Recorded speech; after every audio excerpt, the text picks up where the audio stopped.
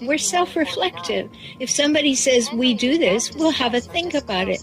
We will say, do I do this? Do I do that often? How could it be perceived that I do that? And we'll actually consider, is this mine? But a hijacker refuses to have the capacity to do that. They do not want anything negative or even remotely negative to come anywhere near them, so therefore they turn it on you. Where you exercise your will over another human being, it is all about them. They don't see the other. They don't consider the world of the other.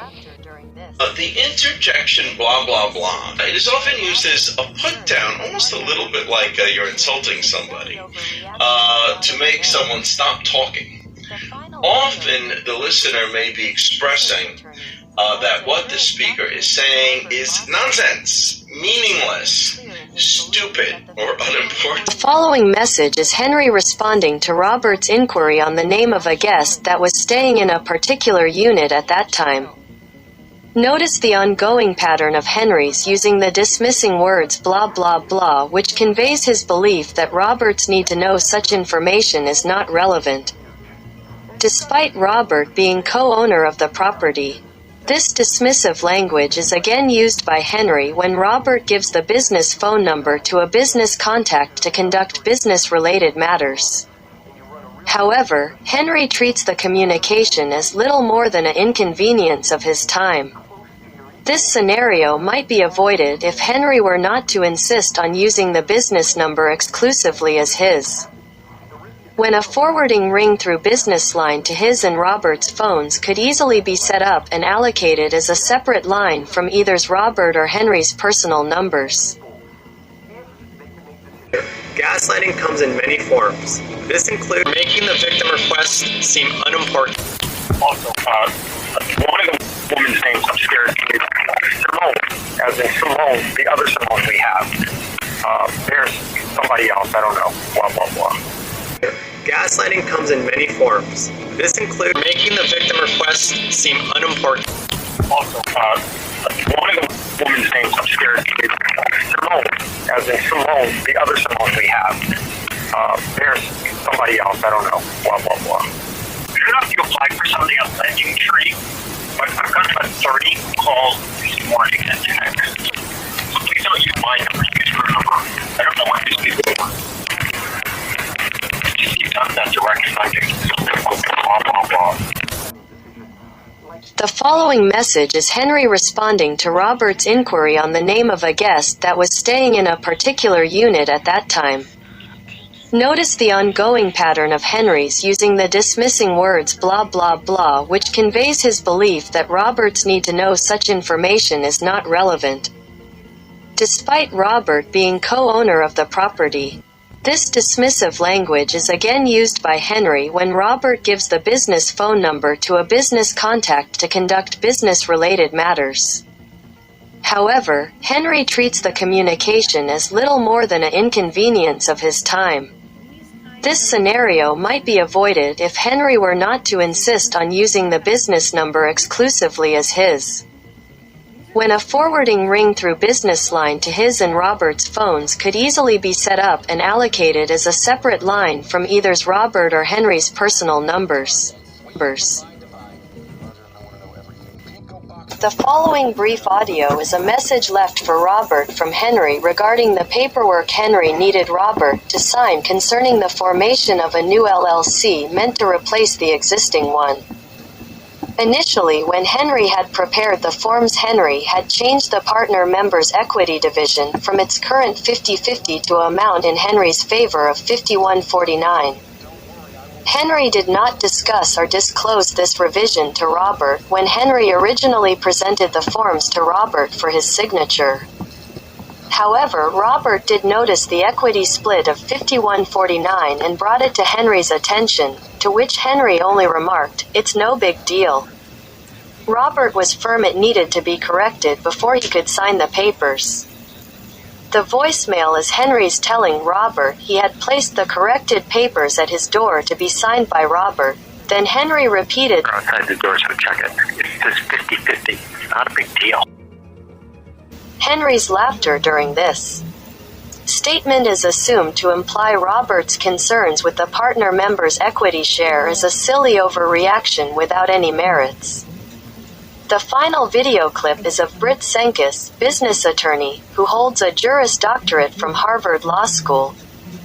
Britt is clear in his belief that the 51-49 equity split Henry insisted was no big deal is in actuality, I quote, a huge deal.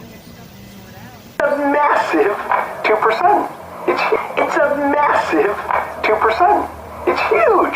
The economics of it aren't huge. The control of it can be huge. And if you've got other shareholders and things, it may not be as big, right?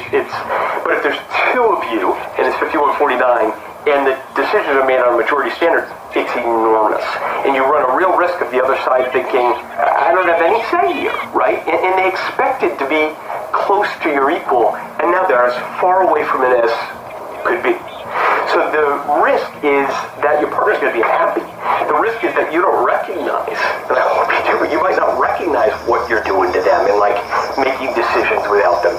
So 50-50 works great with two equal people. The way people treat each other.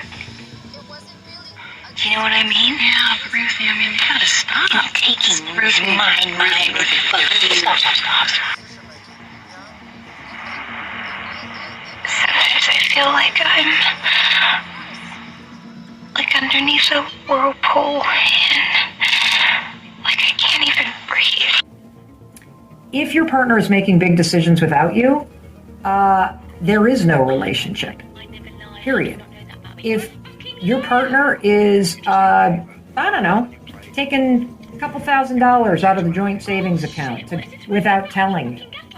If they have a secret credit card without you, and they're making purchases and you have no idea about this, it's also a form of lying. These kinds of big decisions, the kind of decisions that impact you, these are decisions that you're supposed to make together. On fire, Jaguar. What? You want to go public? How much better is it when we have Chevy? Don't act like you had a plan. You're Tarzan, swinging from vine to vine. Roger, I want to know everything. Pete, go box up Jaguar. Make sure they have all their files today. Joan, get the creatives in my office. Get them yourself. Don't you feel 300 pounds lighter?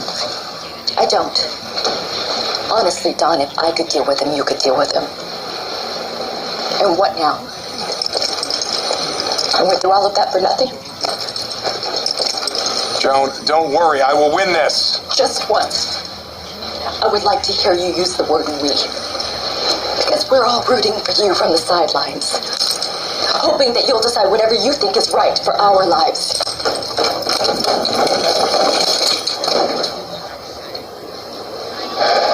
Look, after the Yakuza almost took my finger, they kind of freaked out and made me give them a small percentage of the Jammer Group. That's collateral. Just collateral. Wait. How much? It's 30%. But it's collateral. It doesn't matter. Where were we? We were where we always are. You not telling me shit. You already hired him, didn't you?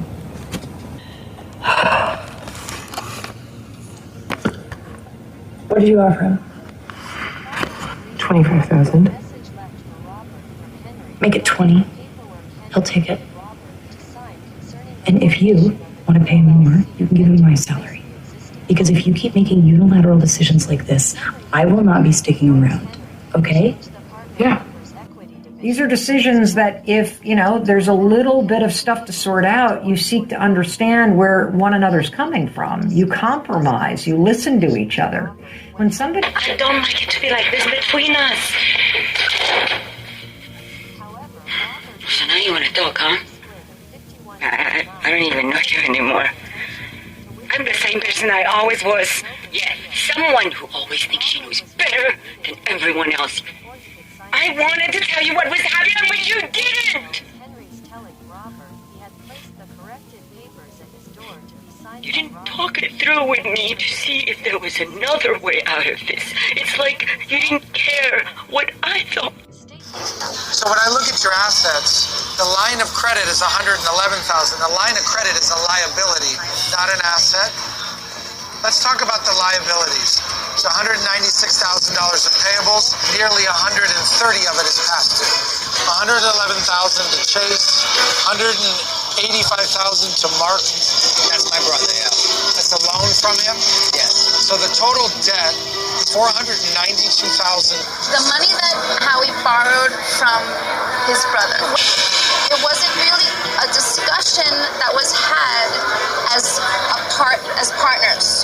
You felt like you were left out of the decision making, yeah? But I've been dealing with it for Does it make you feel insignificant? Of course. When were you planning on telling me that you fucking remortgaged the fucking house?